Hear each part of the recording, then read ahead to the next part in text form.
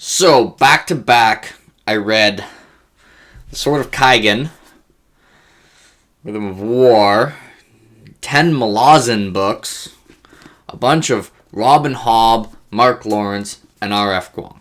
So I was ready for something that was just pretty upbeat and wholesome, and that is what I got with this. But it wasn't just a wholesome, feel-good read, it also was just very well written. Let's get into it.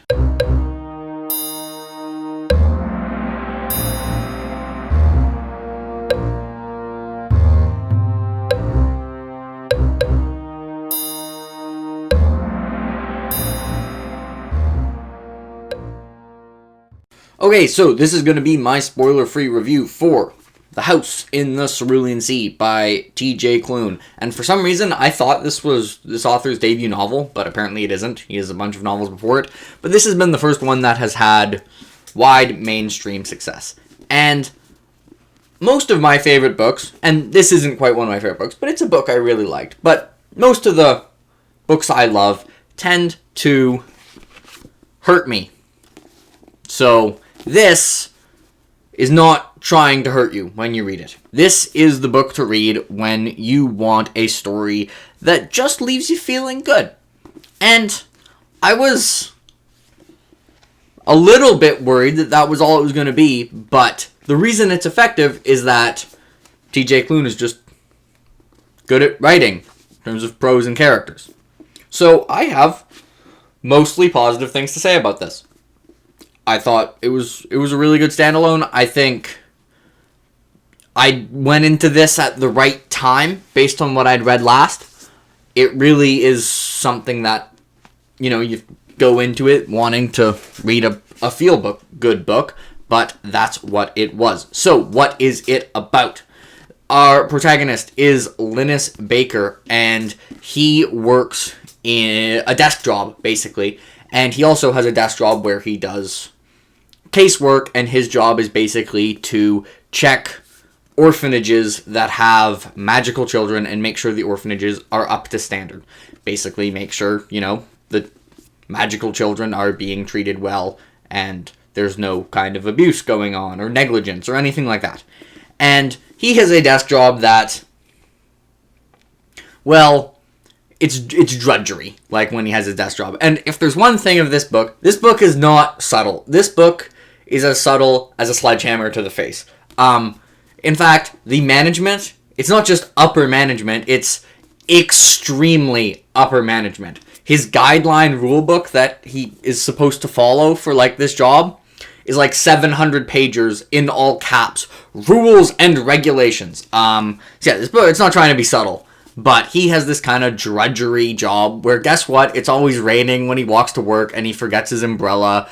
And then he gets home to his apartment and argues with his neighbor. And in general has a pretty boring life. And he ends up getting assigned a case by extremely upper management.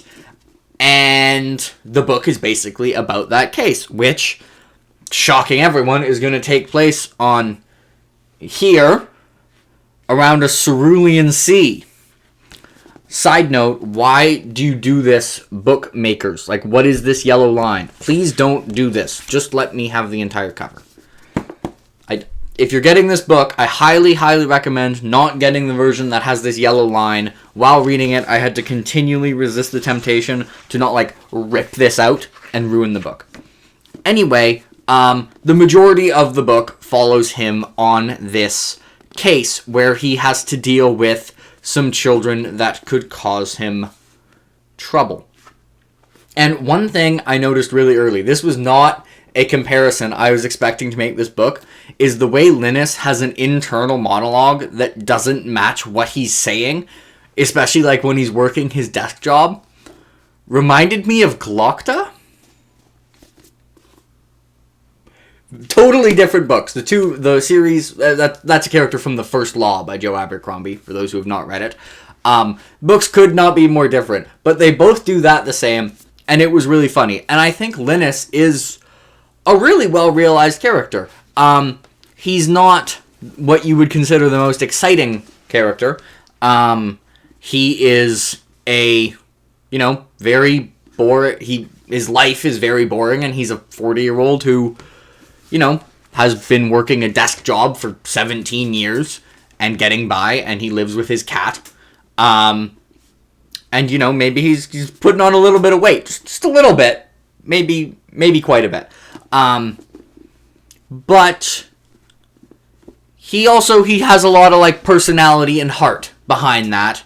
And even though the desk job part of his job is drudgery, when he goes on the cases, he actually does care about trying to make the decision that is the best for the children in the magical orphanages. You'll understand why this is orphanages when you read the book. And I think he's kind of a really good part of the book. And I also want to say there's obviously child characters in this. He's going to an orphanage and doing a casework. And the magical children are delightful. Lucy is my favorite. Probably my favorite character in this book. I'm not going to pretend Lucy is the deepest character ever, but hot damn is Lucy entertaining. I can't really tell you more about Lucy because I guess it's a spoiler. I feel like I'm not going to spoil anything in this book, but another thing this book is unpredictable. I basically knew how it was going to end on page 150. I was like, alright, it's going to end like this. And you know what? Yeah, it did not surprise me. But, there was a plot twist. Yeah, the plot twist was pretty obvious. It was pretty obvious it was going to end the way it did. Nothing here surprised me, but that doesn't mean it wasn't good. An ending can end how you expect and be executed well, and that's what this was. I will say, one minor qualm I had with one of the characters, who's Arthur, who's the kind of headmaster. Sometimes when Arthur was talking with Linus, our protagonist, Linus, whatever, sometimes I was like, is this the character talking to me, or is this the author monologuing? I feel like the side character of Arthur really, a lot of the time, was just the author talking about stuff. But, I mean, whatever. It's fine. So he was not my favorite character here, but other than that, I don't really have a lot of complaints for it. I mean, I'd only recommend this to someone who wants a feel-good book about someone learning from children. I mean, that's what it's about. It's what someone can teach children and what someone can learn from children. If that doesn't sound like you want to read something about that and you don't want to read something feel good, probably not going to enjoy it. But if you do want to read that, it's very well written. The characters are distinctive. I'm not going to pretend they're the deepest ever or that it's super subtle or nuanced. It's over the top. I mean, it's deliberately over the top. As in, the guy goes back into the city and it starts raining. When he leaves the city, it's like a perfect day every time. It's not trying to be subtle. So yeah, I mean, my final score for this book, I really enjoyed it. I read it in 2 days. Even though it has it has literally zero action. It's not what it's about. But it was a very well-paced book that kept me reading. So I'm giving it an 8.6 out of 10.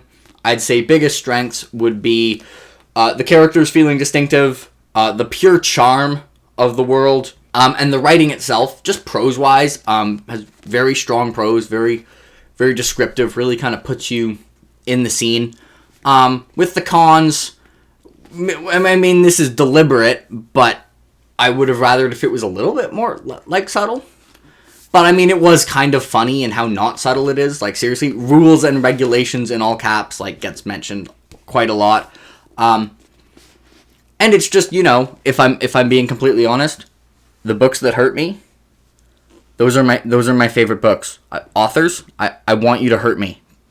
Don't tell the authors that. They're already mean enough. I don't know why I just addressed that to authors. And TJ Klune did not hurt me. But that's a personal taste thing. So, overall, I thought it was a really good execution of what I was trying to be. That's all I got.